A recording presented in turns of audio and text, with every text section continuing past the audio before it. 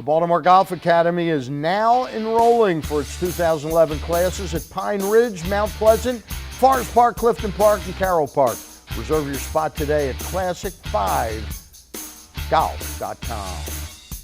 Earlier in the show, we talked about the Rappel for Kidney Health event, and here's the t-shirt for the event, and we're going to continue to tell you how you can donate and help donate some money toward my rappelling on June the 17th, and the event is taking place June 17th and 18th at the building that is now known as Canton Crossing, I believe, correct? Correct. Mm-hmm. All right, we're with Bridget Sullivan and George Kilburn, and they're both involved with this. And Bridget, you're with Johns Hopkins University and work specifically with patients that are going for a kidney transplant, and your big thing is organ donation. Yeah, that's correct. I work closely with patients that need transplants.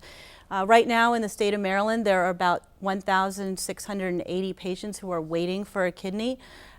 Between Johns Hopkins and the University of Maryland, where the two hospitals that do kidney transplants, last year there were about 400 kidney transplants. So you can see there's a big disparity between the number of people who need a kidney and who get them. And last year in the state of Maryland, there were only about 120 people whose organs were able to be donated after they passed away.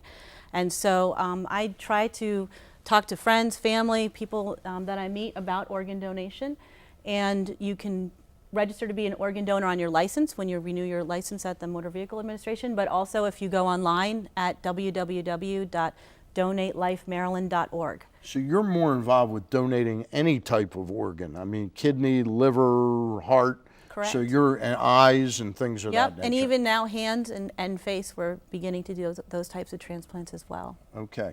Now, George, you come at this from, Bridget has no real reason other than her own real interest in this, but you have a different background on why you're so involved with the Kidney Foundation. Right.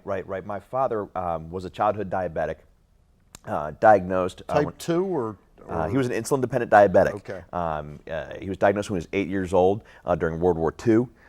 Was not expected to live past age 10, then past age 18. He lived until he was 62 years old. And what got me involved with the Kidney Foundation is the fact that even though he took great care of himself, as the disease wore on, he developed kidney failure and was on dialysis for the last 2 or 3 years of his life or so.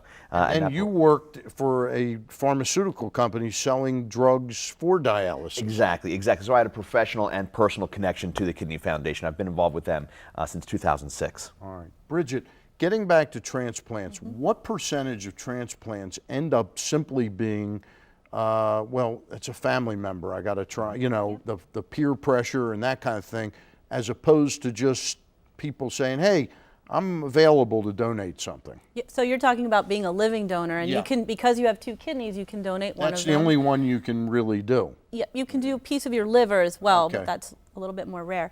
But for a kidney, it used to be that you really had to be a blood relative, and now with technology, we've been able to make it so that people who don't have perfect matches can actually donate to each other. And so, for example, last year we had about 15 people who came to Hopkins to be living donors and didn't know who they were donating to. And when they do that, they're actually able to make several transplants happen because we match them with someone who, say, maybe their husband wants to donate to them and they don't match, so then that person gives to the next and so forth. So a person who wants to donate altruistically like that can actually Very end up. rare, isn't it? It's rare. It happened 15 times last year for us. But so more frequently, it's a friend or a family member that is the donor. And one of the reasons it happens so rarely is because there's a lot of misunderstanding or fear of doing it. And you're saying the kidney donation, it's really pretty easy.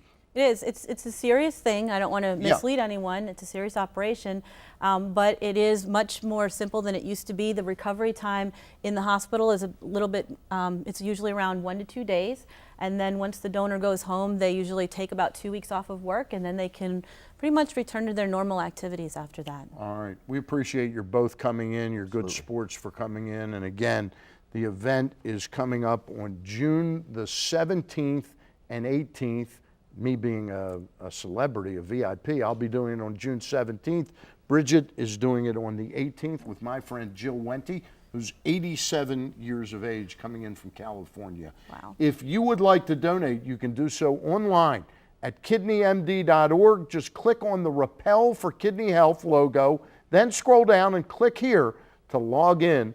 Then click on Sponsor Participant and type in the name Stan Charles. You can also call the National Kidney Foundation at 410-494-8545. Thank you both for coming in. Thank you, Thank Stan. you. Appreciate it very much. Fill up 5 times with 8 gallons or more at your local BP location, and you'll get 2 free tickets to an O's game presented by BP and Carroll Independent Fuel.